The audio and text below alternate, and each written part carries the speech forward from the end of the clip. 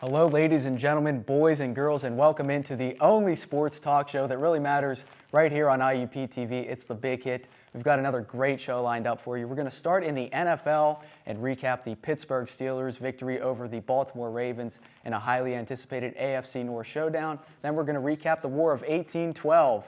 Peyton Manning and Andrew Luck putting on a show on Sunday Night Football. Then we're going to look at our rapid fire segment, where our analysts will have 30 seconds to answer a myriad of sports questions. We're going to preview the NBA, look who's going to win some accolades in that, and who's going to have the best season. Then we're going to debut a new segment here on The Big Hit. It's called Fan Interference. You've tweeted your questions in all week long, and our analysts are going to answer those questions for you right here. We're going to talk some IUP Crimson Hawks football after a tough loss to the Edinburgh Fighting Scots. What do they do from here? And then we're going to close the show out with the 2-minute drill. It's coming up next right here on IUP-TV.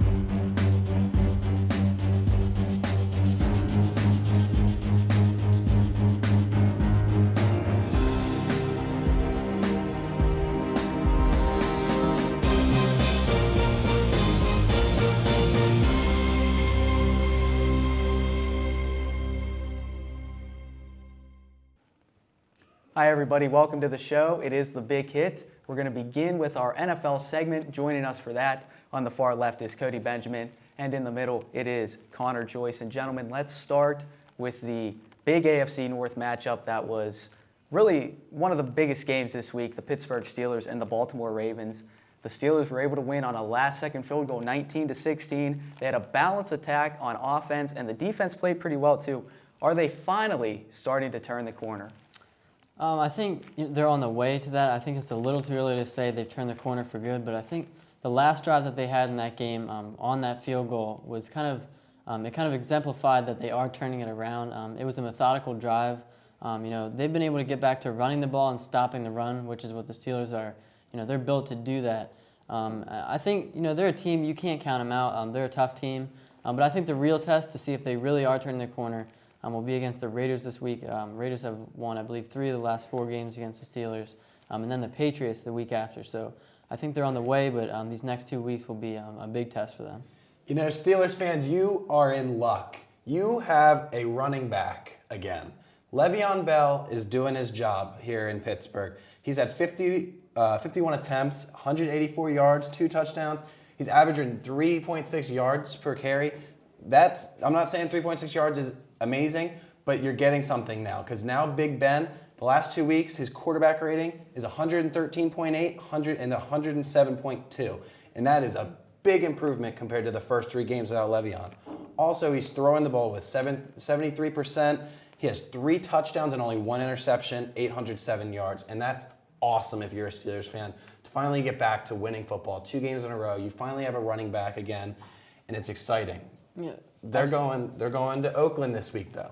Oakland's coming off a bye. Oakland is a team that you never know what you're going to get from them because they have nothing to lose, and it's fun watching a team that has nothing to lose. And Pittsburgh, if you're going to get back into winning football, it's a big win if you can go into Oakland and get a win after a team's coming off a bye going to the West Coast. Oh, yeah, and that's momentum going to the Patriots game, too. But I absolutely agree with you. Early in the season, Ben didn't have time to throw the ball, and when he did, sometimes he was rushing his throws out. When you have Bell running the ball like he is now, that's an added bonus. And it adds a play action. Oh yeah. The play action is huge, especially for a guy like Ben who likes to get out of the pocket and move around. Yeah. When he has to sit in a pocket, he has a guy like Isaac Redman in the backfield. Come on, you got to get out of the pocket and start doing something. Yeah, and one of the things that's going to be interesting this week as the Steelers take on the Raiders is Terrell Pryor, the local boy from Jeanette, going up against his local team. That'll be just one of the many storylines to watch as the Steelers continue to get better and improve. The Ravens, on the other hand, they're struggling. And I want to know who's most to blame for their struggles thus far. I think it's the offense as a whole. I'm going to go with Joe Flacco. He is the centerpiece, your $120 million man at quarterback. He's just, we all know he has the deep arm, but He hasn't been consistent, and the rest of the offense hasn't really helped him out, though. Ray Rice and Bernard Pierce have both been hurt. They haven't really been making guys miss lately, and the receivers aren't getting separation either as much as they should be. So I think Flacco is the centerpiece of that offense, so he's going to get the most blame, as he should. But this offense as a whole is really struggling, and I know some people are going to blame John Harbaugh, the coach. He's had some risky calls lately in the onside kick against the Steelers, but when your team's not playing as well as they should be, you kind of expect the coach to take some risks like that. So I would put it more on Flacco than Harbaugh.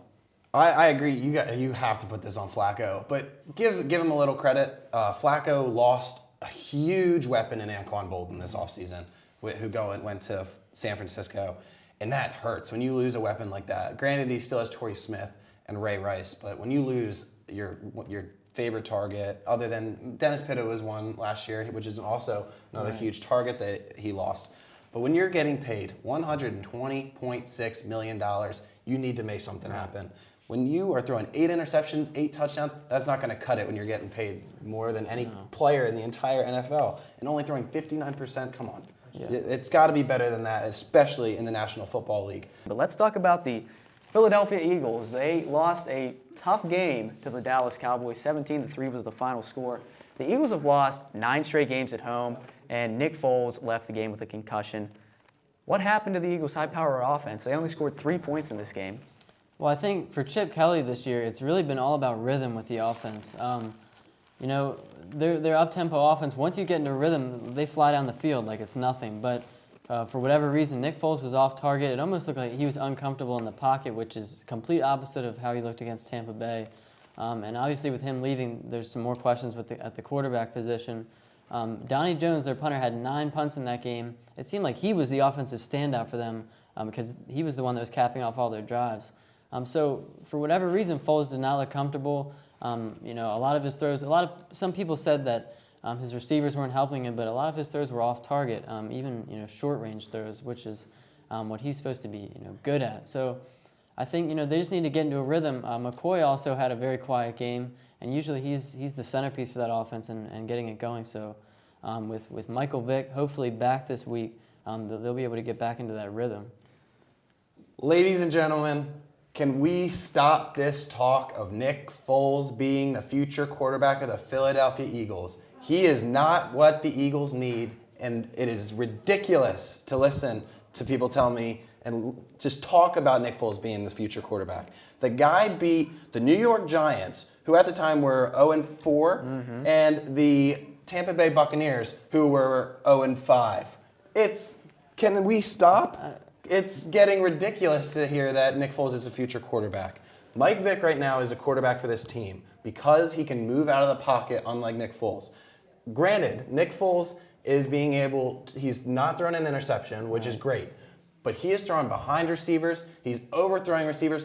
This week, he couldn't have had it any easier. He had Deshaun Jackson one-on-one on the outside all game long.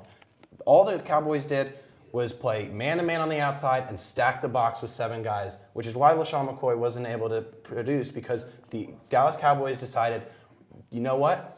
The play action doesn't matter to us. You have Nick Foles at quarterback. He's not running the ball. We'll let you run the ball with Nick Foles. But if you have Mike Vick at quarterback, he can keep that ball, he can run. But when you're doing a play action with Nick Foles, you're just going to hit LaShawn McCoy no matter what. And that's ridiculous to tell me that Nick Foles is the future of this I agree team. with you in some respects in that with Foles in the shotgun running that option offense, obviously, the Cowboys are expecting Foles not to run. But when you're looking at the future, I don't think you can write off Foles just like that. I mean, coming into this game, I know he did play some poor opponents' defenses, but very poor. But the numbers, I mean, they show that Nick Foles, was very efficient running this offense, and with him under center, they scored more points than Michael Vick when you compare how many games they played. I think Michael Vick is the answer right now, but I don't think you can write off Nick Foles, right now. He's actually looked, a lot of people He looked like a rookie. I mean, He looked like a rookie. He did look uncomfortable in this game, but when you look at when Chip Kelly came into Philadelphia, a lot of people just wrote Nick Foles off and said, I still do. And said he doesn't have what it takes to run this offense, but under him before this game, he looked as comfortable as ever in the pocket. He played New York and he played Tampa Bay. Granted, Tampa Bay's defense is not the worst in the league, but you're playing the Dallas Cowboys defense wasn't any better than any of the teams they're playing right now. Okay, and they didn't have DeMarcus Ware playing. Okay. They didn't have the pass rush. He was sitting in the pocket the entire game, not being rushed. He had all the time in the world to throw the football. He had guys open all day long. He was overthrowing. He was underthrowing. He had Jason Avant. I've never seen a receiver so open in the end zone. And he was throwing the ball in the dirt, which almost was an interception. Luckily, it hit the ground. The nose of the ball hit the ground.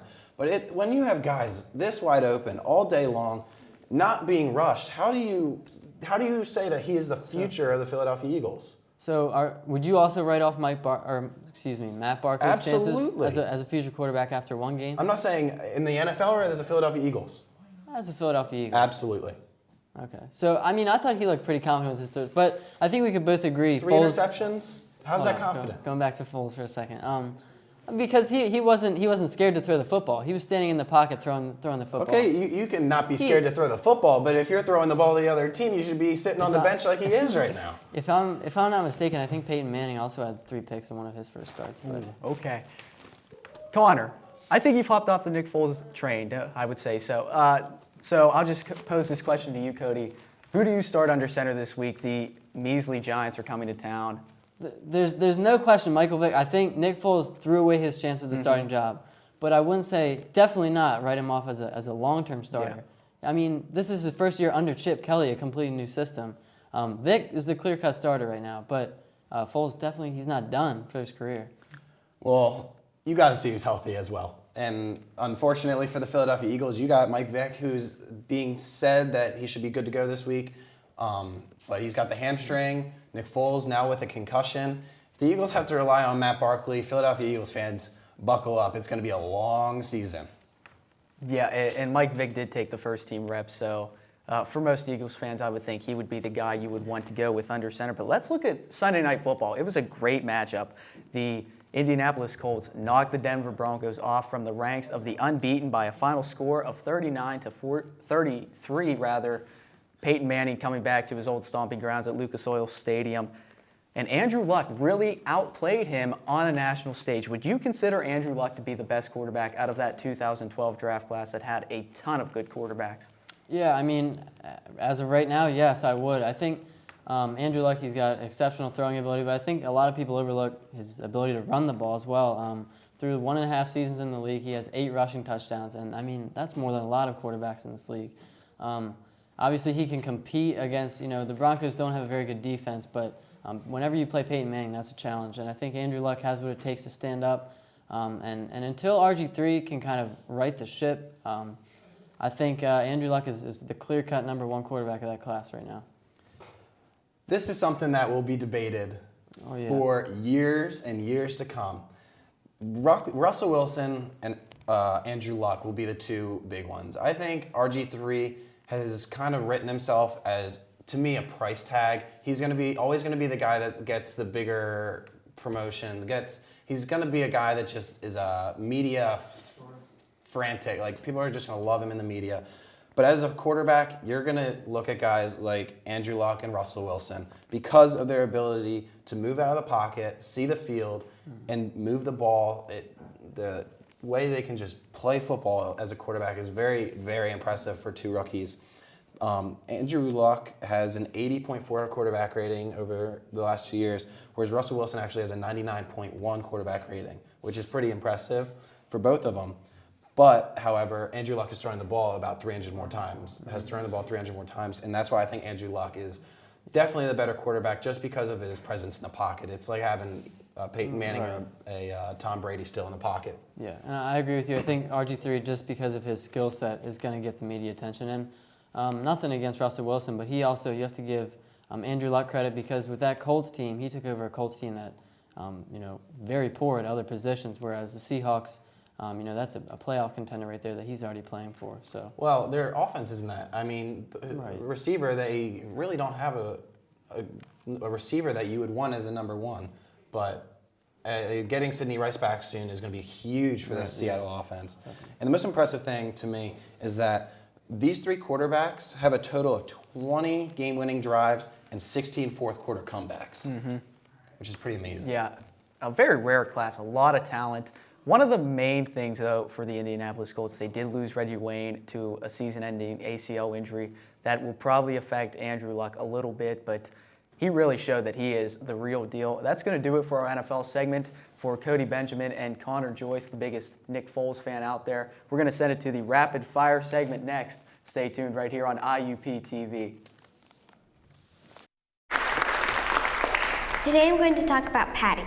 Patty's best characteristics, she's stupid. Stupid and ugly. Everything she does is ugly. Watch her eat. Watch her stuff her face. Look at her. Greasy hair, dirty fingernails. It makes me want to vomit. Get a life, Patty. Thank you.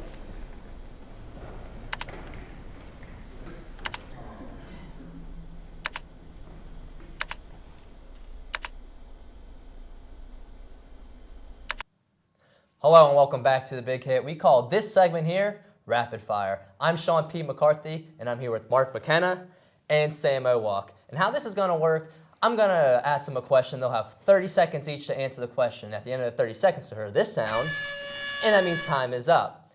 First question, we're going to start with college football. The first BCS polls were released in college football this week, with the top 5 teams being Alabama, Florida State, Oregon, Ohio State, and Missouri. At the halfway point of the season, which 2 teams should be meeting in the BCS title game? Mark?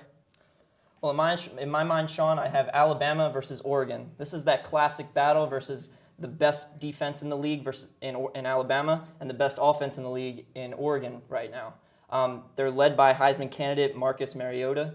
I love their offense. They're averaging 58 points a game, and I feel that they're going to make it to the final.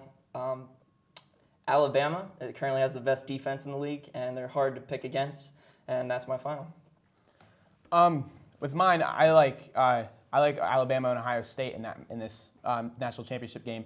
I like Ohio State's chances more with the longest winning streak in the nation with 19 wins right now. Urban Meyer has not lost with the Buckeyes so far.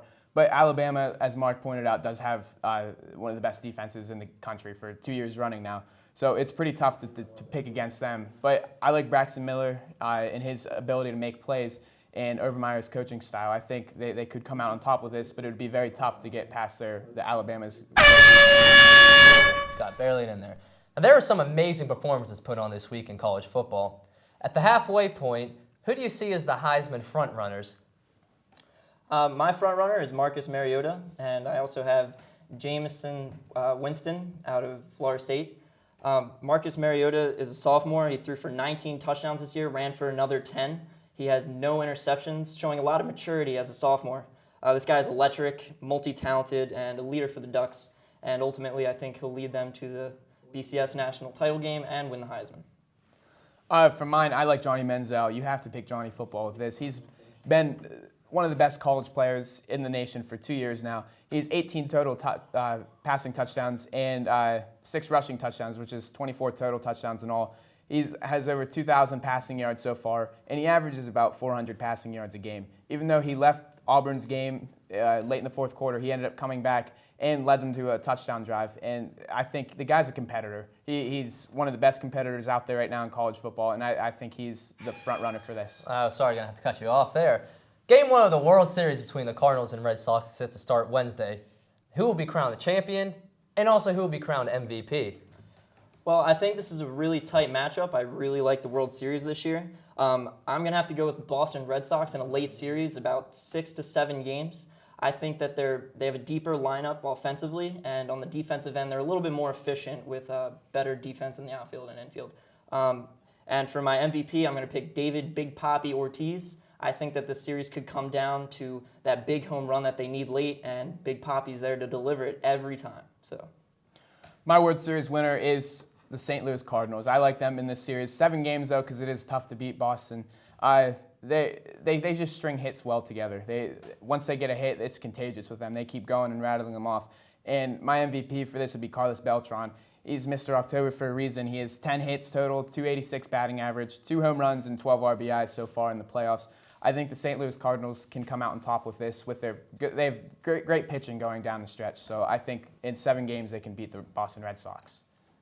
All right, right now there are a few teams in the NHL that are playing a little better than expected. You got the Hurricanes, Coyotes, and Avalanche off to great starts. So far, which team is the biggest overachiever, and who will fall off in the end? In my mind, it's the Carolina Hurricanes. They're standing at 4-2 right now, a little bit stronger than what we expected, but a lot of those wins seem to be flukes to me. They won all of their wins by 1 goal, which isn't that strong, and they played weaker teams. So I think if you look at the depth of their team, it's not there either. It's not enough to take them throughout the entire season, so these first couple games won't take them far. My overrated team is the Detroit Red Wings. They're just simply too old now. Daniel Alfredsson is 40 years old. Pavel Datsyuk is 35, and they have most of their players are, if they're not in their 30s yet, they're well on their way in a year or so. I just think they're too old, and they won't be able to produce for too much longer, and they can't withstand the length of the season, I think, throughout the rest of the year. So I think they're the most overrated team so far. All right, thank you. The final playoff pairings for the European World Cup qualifying is Ukraine taking on France, Greece battling Romania, Iceland playing Croatia, and Portugal facing off against Sweden. Who will win these ties and qualify for the World Cup, and who will be left out in the cold? My favorite topic, soccer. When you look at the France versus Ukraine matchup, it has to be France over Ukraine. France has been playing weak lately. They've lost a lot of games, and they're considered to be a lower-end team this year. But Ukraine does not have the depth or the superstars to compete with France. They have Frank Ribery and Benzema. Looking at the other matchups, I have Greece over Romania, Croatia over Iceland. Croatia features all-stars Luka Modric and Mario Mandzukic. And I also have Portugal over Sweden. No cheaters. All right, for my matchups, I have Ukraine over France. I like Ukraine in that matchup. Greece over Romania. Papadopoulos is one of the best young defenders in the game right now, so I like him so far. Croatia over Iceland. Iceland, I don't think they can match up too well with that. So let's see. They have Mario Mandzukic. Sorry, he's one of the best young strikers in the game so far. That's going to conclude Rapid Fire. Stay tuned for Crashing the Boards with Malusi Kitchen, John Diaz, here at The Big Hit. Here at The Big Hit, we like to be prepared, because sometimes technology doesn't always work, so we do what we can. Hey Sean, hit him up.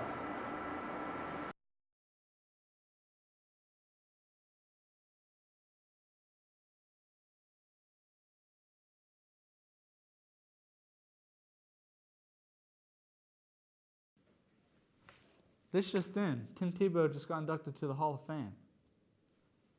That's not right. Maybe we need to prepare just a little more. And welcome back to the show. It is time for our NBA segment. Joining us for that, our NBA analyst on my far left, making his Big Hit debut, it's John Diaz and Malusi Kitchens in the middle. Gentlemen, let's just jump right into it. Let's start in the Eastern Conference. I'm going to ask you, what were the biggest moves of the offseason in the East? I'm going to have to go with the Brooklyn Nets in acquiring Kevin Garnett and Paul Pierce. In addition to that, they got AK-47 Andre Kirilenko, as well as the Jet Jason Terry. You add 2 world champions to the roster, that's always a plus. On top of that, you get a Defensive Player of the Year out of Kevin Garnett. Yeah, absolutely, I agree. They catapulted themselves into at least the top 5 teams in the Eastern Conference, and I think they're going to be their mentality right now should be win now, because KG and Paul Pierce are at the end of their careers, so they're going to need that experience to get through the playoffs. And I think they're going to be good because Darren Williams is an elite point guard in this league. Joe Johnson can give you a solid 20 points. And I think the bench will be a little bit better than last year. So I definitely think the Brooklyn Nets made the biggest leap to contend for the Eastern Conference. Absolutely. And now I want to ask you, what's your matchup for the Eastern Conference Finals? Who's going to be in it in the end? I have to go with Miami Heat and the Chicago Bulls. Derrick Rose is making a comeback. He had plenty of time off. Look for him to come back healthy and strong. Anytime you have LeBron James on the court, you're always a champion contender. Yeah, I'm going to have to go with the Indiana Pacers, though, because in the last series last year, Danny Granger did not play at all. And we see what they did without Danny Granger. David West was definitely physical. Roy Hibbert, those boys down low, they can really punish you. And we know Miami's weakness is inside. So they got Roy Hibbert, Danny Granger coming back. You got Paul George, who is going to solidify himself this season as a bona fide star. So I definitely think with that combining pieces, I think they're going to take the Heat to 7 games again, and I definitely think it's going to be a match worthwhile. Yeah, it'll be very interesting to see what the Pacers are going to be able to do after last year. They definitely gave the Heat a run for their money. Let's move over to the Western Conference. I'm going to ask you the same thing. What were the biggest moves in the offseason in the West? Has to go to the Houston Rockets in acquiring Dwight Howard. Houston Rockets had the number 6 offense last season. You add the Defensive Player of the Year, and it's only a formula for success. Yeah, I agree. I mean, but it'll be interesting to see how Dwight Howard and James Harden clash together. So we'll see how that works out together. But yeah, definitely Houston. I think they can afford to move up a few spots with Dwight Howard coming back. He's going to play for a full season. He'll be healthier, be better. Working with Akeem Olajuwon and Kevin McHale, 2 of the greatest players in history, to work on his game. So I definitely think you're going to see a vast improvement in his abilities this season. I think he's going to give Houston a huge boost. When it's all said and done, who do you have in the Western Conference Finals? I'm going with the Spurs and the Thunder. As long as the Spurs stay healthy, Tim Duncan doesn't seem to age ever. Tony Parker always handles the ball well, great general of the floor. Last year in the playoffs, you saw how much Russell Westbrook means to this Oklahoma City Thunder team. When he went down, Kevin Durant was not the same Kevin Durant that we're used to seeing. Look for Russell Westbrook to come back after injury, carry this Thunder team back to the Western Conference Finals. I think it's going to be Oklahoma City versus Memphis Grizzlies. I mean, even though they got blown out in between, they lost 4 straight against San Antonio. I think Tony Allen, he's a great defensive player. I think Marc Gasol and Zach Randolph need to improve on their post game and do a better job of spacing the floor so they can get better open shots. But I think, I agree with you. Oklahoma City is, again, I think they're going to be in the Western Conference because, like you said, Russell Westbrook is a huge part of this team. He gives them that edge, that aggressiveness. Kevin Durant hasn't really got there yet in terms of, okay, I'm gonna, he's not like Kobe who's just goes for the kill every time. So I think that Kevin Durant, he needs to learn how to do that this upcoming season because, he's not getting any younger. He's been in the league for I think 7 years, I believe now. So he has to, elevate his game and definitely take his team to the next level, especially since they're not going to have Westbrook until at least Christmas, because he has to recover from his injury. But so we'll see how that happens. But I have Oklahoma City and the Memphis Grizzlies in the Western Conference Finals. Yeah, it definitely just speaks to OKC's depth. Without Russell Westbrook being able to still make a run, which they probably will do. But let's move on to some predictions, guys, as the NBA season is upon us. Who do you think is going to win the scoring title in the NBA this year? Back to Kevin Durant. He finished second behind Carmelo Anthony by less than a point. I believe it was 0.7. Carmelo Anthony finished with 28.7. Kevin Durant finished with 20 even. Look for Kevin Durant to come back strong and get back to a scoring title like he did the 3 years prior. I think it's still going to be Carmelo. I think he's going to take his teams on a different run than last year, even though he won the scoring title. And they made it past the playoffs for the first time in his career as a Knicks in his career. So Carmelo definitely, he's a scoring machine, doesn't play much defense, but when the lights are on bright and he's playing his game, I mean, he's pretty much unstoppable. Even I believe Kobe said he's one of the hardest players. He's the hardest player to guard in his opinion. So, just his range of offensive weapons. So I think he's going to come out with a vengeance this year and, regain the scoring title and take his team to victory. And my next question, who is the biggest threat to LeBron James, who's been the best player in the league for a few years now, to winning yet another MVP award? I'm going to have to say that, honestly, no one. LeBron is the reigning 2013 regular season and finals MVP. The guy just hit his prime. He's at the peak of his career right now. I don't see anyone stopping him. The only person that I could foresee doing that would be Derrick Rose, being that he's coming off an injury. I don't see it happening this year, maybe next year. Yeah, I have to agree. If anyone even has the possibility of taking the chance, it has to be Derrick Rose, because if Derrick Rose comes out and plays like Derrick Rose, I mean, I'm not saying you have to come back Adrian Peterson and just dominate everything, but if you come back better than you were, then I think it's going to be a strong case for him. And we know LeBron's going to have a great season. Absolutely. But if Derrick Rose comes back and helps his team at least get to the Eastern Conference Finals, because we know they're going to make the playoffs, but if they make it to the Eastern Conference Finals, I think there's going to have to be a serious, when the season's all over, it's going to have to serious conversation about who's going to win it. But I have, LeBron James, 4-time MVP. They're favored to win another championship, so I got LeBron. All right, and my next question is, which rookies will have the biggest impact for their teams this year? I'm going to have to go with Kelly Olynyk from Boston. He's the leading rookie in the preseason so far, averaging just under 20 points per game and just under 8 rebounds per game. look for Rondo to look for him in the regular season. Rondo just lost 2 assets to the team. This is going to be Rondo's go-to guy. Yeah, I got to go with Victor Oladipo. He's quick, he's fast, he has a jumper. I mean, he gives his team a spark. I mean, I think he's going to be a very interesting player to watch over the next few years, but especially in his rookie season, he's going to give them a jump start, and I think he's going to lead his team to victory. But yeah, Victor Oladipo is definitely a player to watch out for on the rise. And my next question is, which team that didn't make the playoffs last year have the greatest chance to make the playoffs this year? I'm going to have to go with the Cleveland Cavaliers. Kyrie Irving is obviously a superstar in this league. They just acquired Andrew Bynum from the Philadelphia 76ers. He had a year of vacation in Philadelphia. Look for him to come back strong and healthy. And I think they have a great chance of taking the Boston spot now that Boston lost a lot of their weapons. Yeah, I got to go with the Cavaliers too. Kyrie Irving is turning into a superstar. And I mean, not a star, I mean a superstar. He can score with the best of them, you know, put up 40, 30, 25, whatever you need, assists. I mean, he's not LeBron James-like, but he makes the players around him better.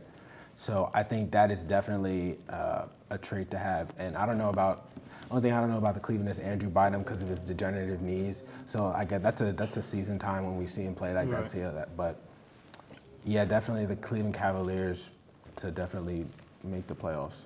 All right, one final question. When it's all said and done, who's going to match up in the NBA Finals and who's going to be your NBA champion this year? I'm going to have to go with the Dream Finals in Miami and Oklahoma City. I think it's something that the fans of the NBA have been waiting for a very long time, since both of these guys got to the league. This is the best thing that basketball seen since Michael Jordan. To have these two guys compete at the highest level of basketball for a championship will be phenomenal. And I have Miami coming out on top. Yeah, I gotta go with the same, because I don't think San Antonio, after this finals loss, I don't think Manu Ginobili is gonna be able to, you know, play up to his par over this season. But yeah, Oklahoma City, Miami, I mean, it's a rematch that we all want to see. I mean, Kevin Durant needs to redeem himself after LeBron and D-Wade basically took him out of commission in the 2012 finals.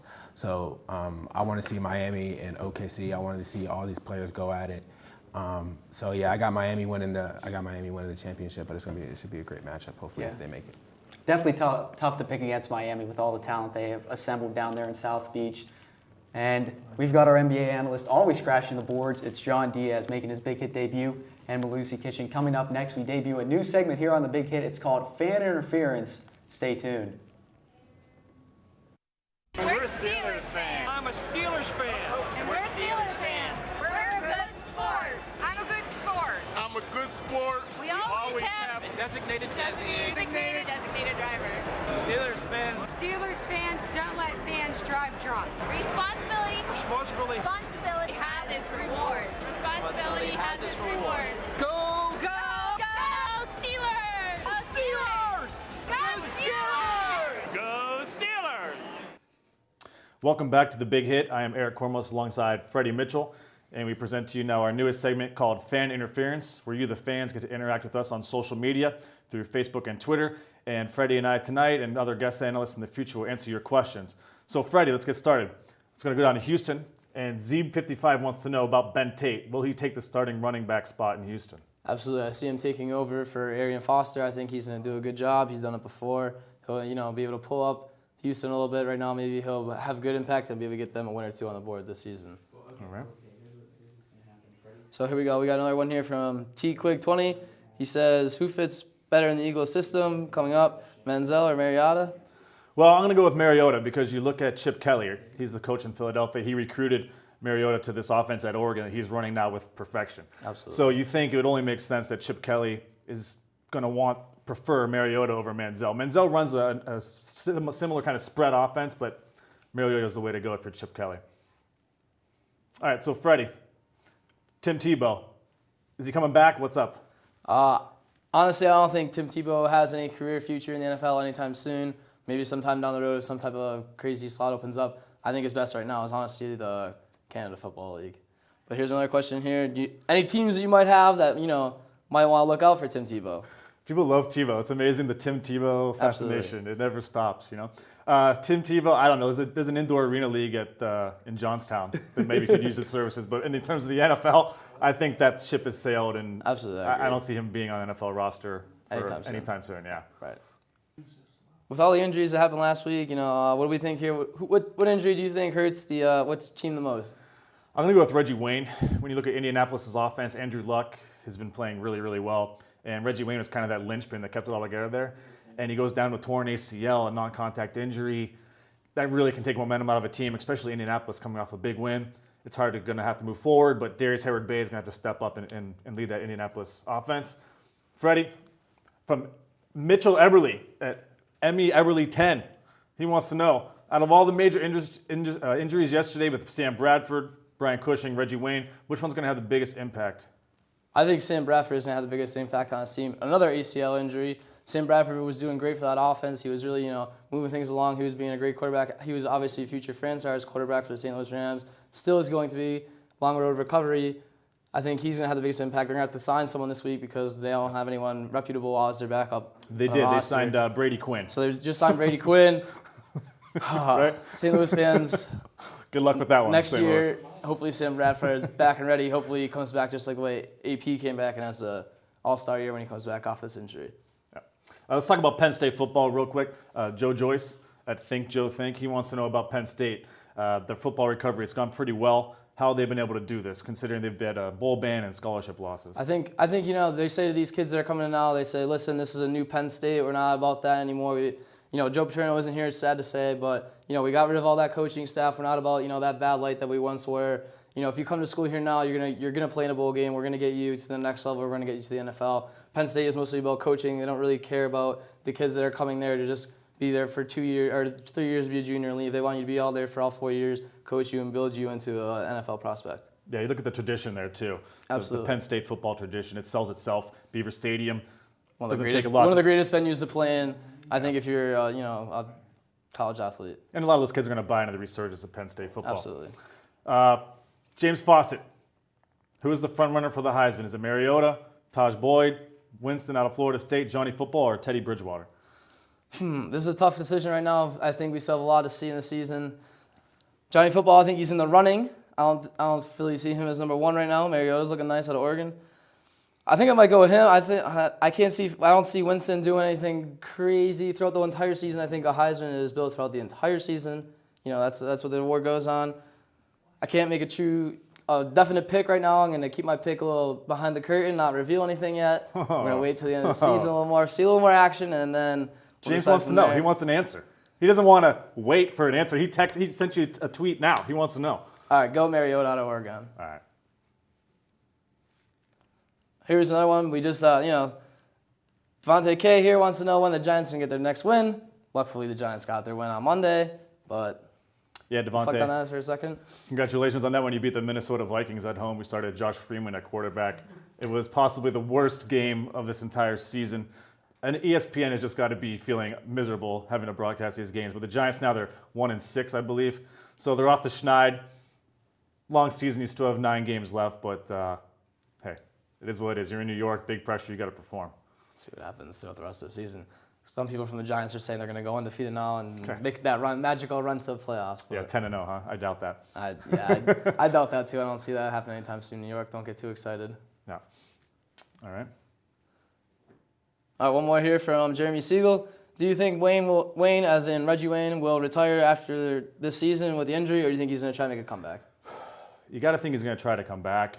Torn ACL. The guy played 169 consecutive games, I believe it was. 3rd all-time for wide receivers. He was an Iron Man.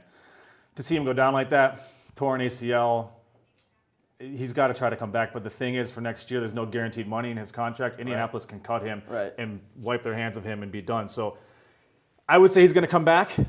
And whether he's going to be in a Colts uniform or not, we'll see. I think Reggie Wayne loves football. The Colts love Reggie Wayne. I think that he's going to make a comeback. They'll say, Reggie, please come play. Please play one more season with us. We'll give you a nice little contract. We'll all be happy, and we'll continue on from there. But it's just gonna be a hard comeback for him at such an old age. That's just gonna be his struggle. And then he's gonna have to decide to, is it really worth for me to put in all this effort and then continue to play another year of football going forward? those are things he's have to consider. I think like $6 or $8 million might sway that decision a might little say, bit. you know, oh, I'm definitely going to come back to the league. Okay, so Freddie, Chiefs. They're the last unbeaten team in the NFL. Hard to believe, 7-0 Kansas City Chiefs. It just doesn't sound right. Are they the best team in the league? And if they're not, tell us who is. As of right now, they are the best team in the NFL. They've beaten everyone on their schedule. I can't see anyone else that's doing any better. I think the Broncos are obviously very close to number 2. Obviously, you know, lost recently this week. Close game to the Cowboys, puts them maybe just a slight hint under the Chiefs, I think. You know, that was a very competitive game as well for them. But Andy Reid's doing great things in Kansas City. I'm sure Philadelphia Eagle fans aren't too happy about that one. Yeah, sweet revenge, huh? Right, absolutely. All right, well, that's it that we have tonight. Thank you guys for joining us. For Freddie Mitchell, I'm Eric Cormos. Don't forget, hit us up for next week at IUP_big_hit. Send us your tweets. We'll get back to you and give you some answers. So thank you for joining us here on Fan Interference. Listen, all I'm saying is LeBron James is better than Michael Oh, Jordan.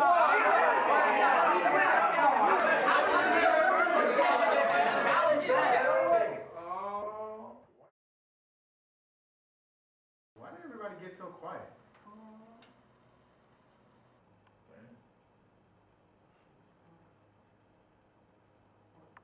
And welcome back into the Big Hit right here on IUP-TV. It is time for the Crimson Huddle. Joining me for that are our IUP football insiders from the Crimson Hawk Sports Network. It's Anthony Shear. And from the radio side, 90.1, it's Dimitri George. And gentlemen, the IUP Crimson Hawks with a disappointing effort, to say the least, against the Edinburgh Fighting Scots. Second loss in a row. If you're IUP, would you consider a quarterback change? No, I mean, why at this point would you make a quarterback change? You have to look at the fact that Mike Box has been the quarterback for this team for almost 2 years. He's led this team into the playoffs. Logan Weaver is he's a sophomore right now, and then you had the transfer, Steve Franco from Akron. But Logan is hurt, and Steve can't complete a pass past 10 yards, let alone complete a pass downfield to weapons like Terrell Barnes and Pat Brewer. So to me, you have to stick with Mike Box because he's the most comfortable in this offense. The problem isn't Mike Box. To me, it's a running game. DeAntoine Williams needs to pick his game up. The offensive line needs to pick its game up. Pat Brewer needs to pick his game up. Tyler Dudermuth needs to pick his game up. People around Mike Box need to pick their game up. You just can't put the fault on Mike Box alone.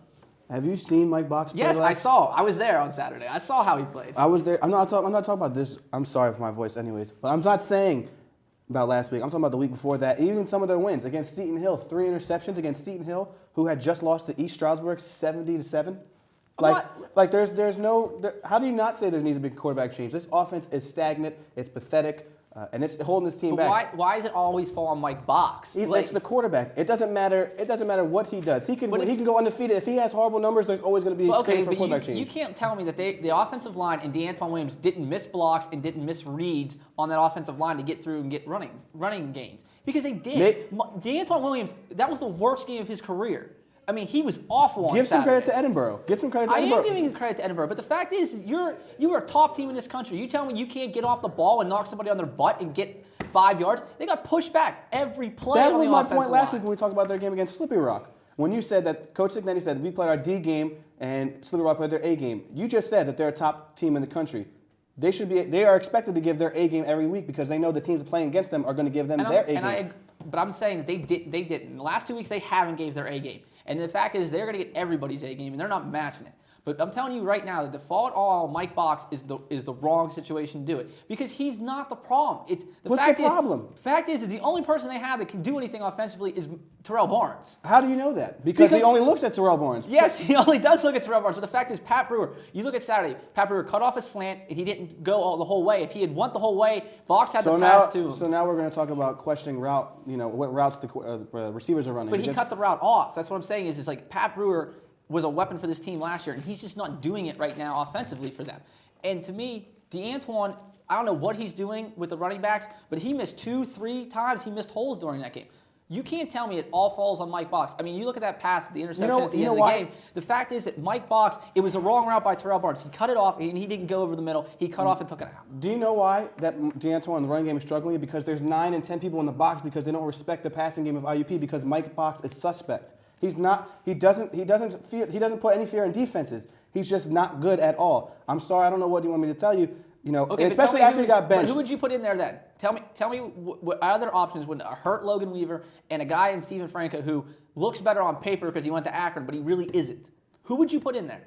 Because let's be honest, this team is still a playoff team if things fall the right way. Yes, but talking about playoff, now it's out of their control. They're hoping other teams lose.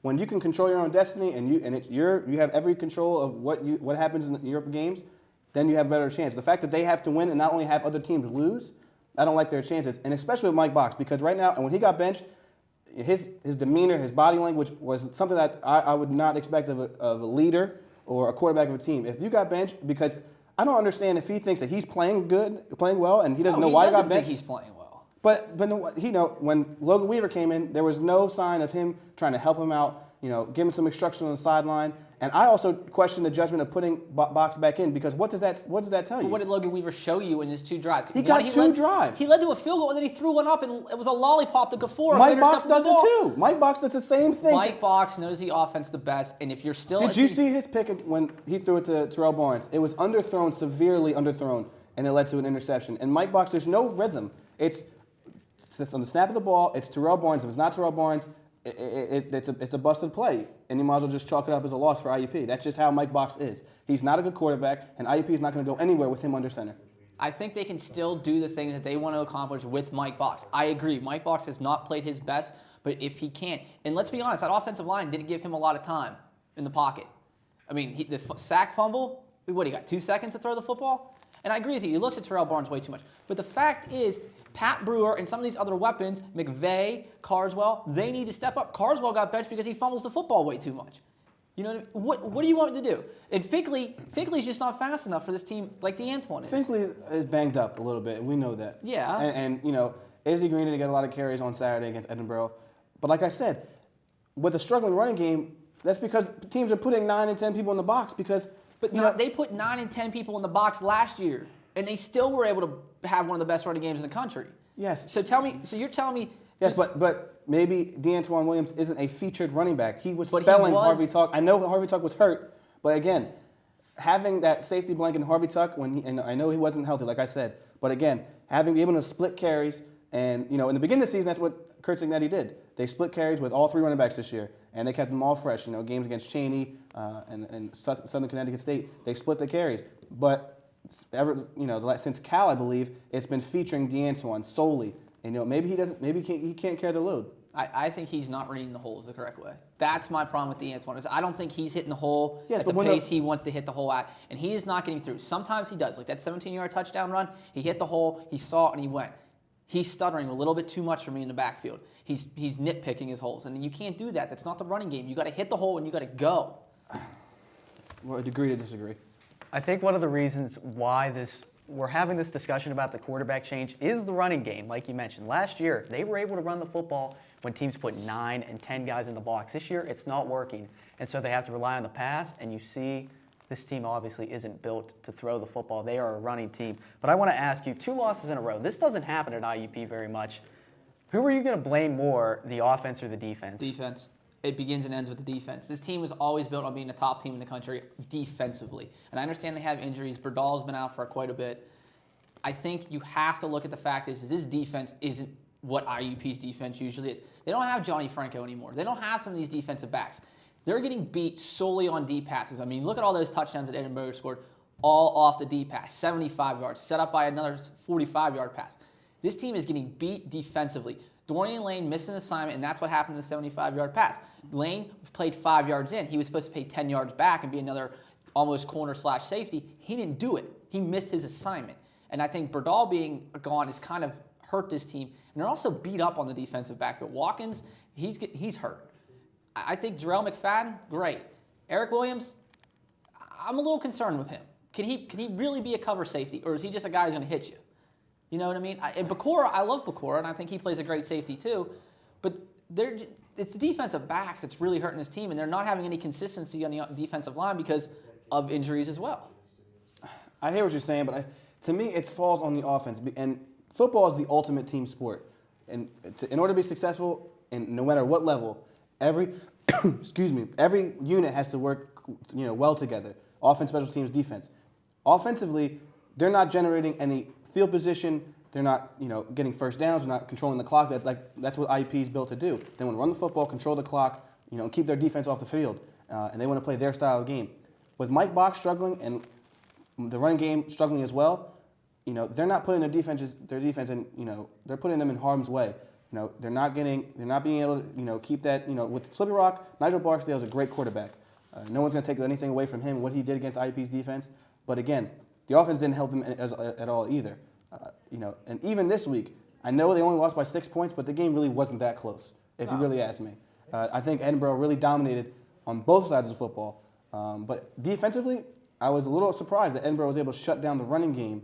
But again, if you put 8 or 9 guys in the box, Mike Box should be able to open up in the passing game, but he wasn't able to do it because he can't get it done for this team. The only successful running game they had was a stretch play with Mike in the shotgun, and they gave it to the end when he took it off the end. Defensively, they're just not shutting anybody down, and they're not getting pressure to the quarterback.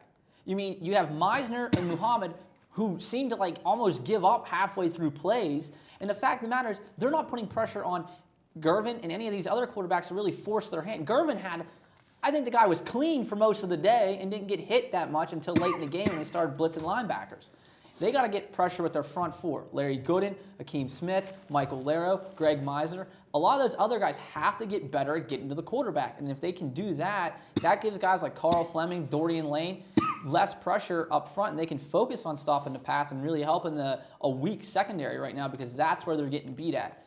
Offensively, yes, you're right. They are limited with Mike Box's experience, and the fact is Mike Box's skill set. But they were already limited because they knew what they had with Mike Box. It wasn't like, oh, this is a big shock that Mike Box is, a horrible quarterback, or the fact is that he's going to be able to win games. No, they already knew that he couldn't lead teams from behind. He started in the middle of the Cal game last year. He came off the bench in the second half, and he took over for the team. He had a full offseason and a full training camp to get himself prepared for this season. He has got to do some individual work, make himself better as a player, as a quarterback, as a leader. And to me, what he's showing me on the field, it just shows me that he didn't prepare himself, he didn't get better, he didn't work hard in the offseason, and it's showing. But I also think they played scared. And that was what they did this week? This past week, they played with fear. I mentioned this with Josh in the booth. Edinburgh played with no fear. They don't care how it ended. They were going to leave everything they had out there on the field. Fake punts, fake field goals, blocked punts, blocked field goals. Whatever it took to win, they were going to do it. From the moment IUP made a mistake, fear crept in. And that fear crept in. The fact is that they weren't able to accomplish the goals that they had set out for. And I think people put this idea in their head that they were a national championship team. They were a national championship contender. And the moment they lost to Slippy Rock, it was over for them.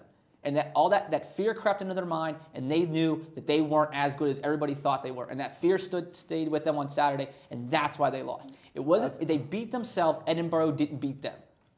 See, I disagree. I believe Edinburgh came out and dominated IUP, and I think IUP still held on to that loss to Slippy Rock. It was still in their mind, which you can't do. In football, it's a 24-hour rule. After the game, you reflect.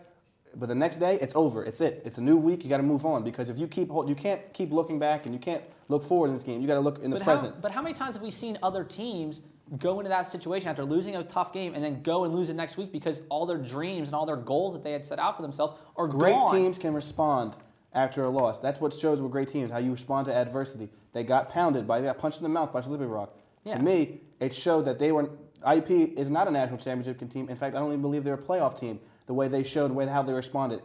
They were slow, they were sluggish. Edinburgh was aggressive, and give credit to Edinburgh. They came out and played a great game, and IUP didn't match it because... I give all the credit in the world to Edinburgh. They came out and played the game they needed to play to win the game. IUP didn't. In the first quarter, IUP did a great job. They dominated. I think Edinburgh only had 10 plays offensively in the first quarter. But look how Edinburgh shut them down in the red zone. Yeah. And they held them to field goals, kept keeping themselves in the game, letting Gervin be aggressive, taking shots down the field, and they didn't have to. And they could still try to run the ball, even though they weren't having much success. They were able to stick to their game plan and not get one-dimensional. So, to me, Edinburgh beat IUP. IUP didn't beat themselves. They just got outplayed. Yeah, and you have to give Edinburgh credit. Obviously, Anthony and I did in the booth. A lot of issues for IUP, and nobody's going to feel sorry for them. They have to go back at it this week against Mercyhurst. You can watch that game on the Crimson Hawk Sports Network. Also listen to it on 90.1 WIUP FM. That's going to do it for our Crimson Huddle segment. Coming up next is the 2-minute drill with Sean P. McCarthy. Stay tuned.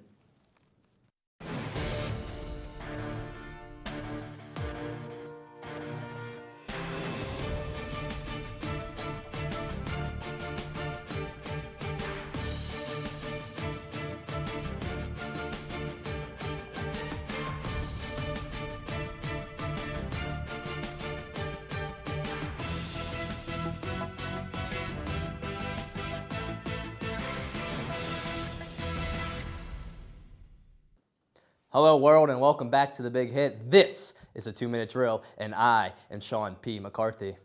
With the NHL season in full swing, we have the Colorado Avalanche and San Jose Sharks ahead of everyone else. Now, the Sharks are no stranger to hot streaks.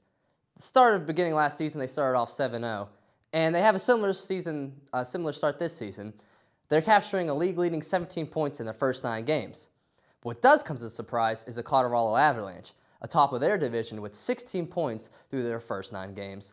The Avalanche look to remain the division leaders for the rest of the season, as they are led by their first-year head coach and Hall of Fame goaltender, Patrick Roy, who just so happened to be their netminder last time the Avalanche won their division. Most will be quick to dismiss Colorado as a legitimate contender and say it's just a meaningless hot streak, but I'm not so quick to dismiss. At the time of Roy's retirement, he set almost every record a goaltender can possibly achieve, including the most playoff wins by a goaltender at 151, and the most Conn Smythe awards with 3. And these records he still holds today. Bottom line, the dude straight up knows how to win. And he has the passion and the desire to win everything. And we saw that in the season opener against the Anaheim Ducks, where he got in a heated argument with head coach Bruce Boudreau, in which Roy was fined 10 G's for, which he probably paid it off in straight cash, homie. Look to see Colorado Avalanche still in the playoff picture when that comes around. The Boston Red Sox and the St. Louis Cardinals will throw down the World Series on Wednesday at Fenway Park. This will be the 4th time these two teams met in the World Series. The first time they faced off in 1946, the Cardinals were led by the NL MVP Stan the Man Musial, while the Red Sox were led by Teddy Ballgame Ted Williams, who won the AL MVP. It was his first season back after serving his country in World War II as well. The Cardinals defeated the Red Sox in a thrilling 7 games. The next time they met was in 1967. The Red Sox, it was dubbed the Impossible Dream because the Red Sox went from worst to first. That season, the Cardinals were led by star pitcher Bob Gibson, who pitched 3 complete games in the series and only allowed 3 runs. The Red Sox had the Triple Crown winner, Carl Yastrzemski, at the helm. But even Yaz couldn't fend off the Redbirds. Once again, Cardinals won in 7 games. The most recent time these teams competed in the World Series was that magical and improbable 2004 season. The Cardinals breezed through the playoffs with the bat of Albert Pujols, and the Red Sox came back from a 3-game deficit in the ALCS to defeat the Yankees. It was the biggest comeback in a series in baseball history, and the Red Sox continued in the World Series to sweep the Cardinals to break that 86-year curse. Quick note, I'm going to give out an award this week. That award is called the Churlish Person of the Week, and it goes to Josh Freeman. You are bad, and you're overpaid. That's all the time we have for today here at The Big Hit. For Director Danielle Eberly, producers Dimitri George and Dan Wallace, I'm Sean P. McCarthy. Don't be churlish, keep it fresh.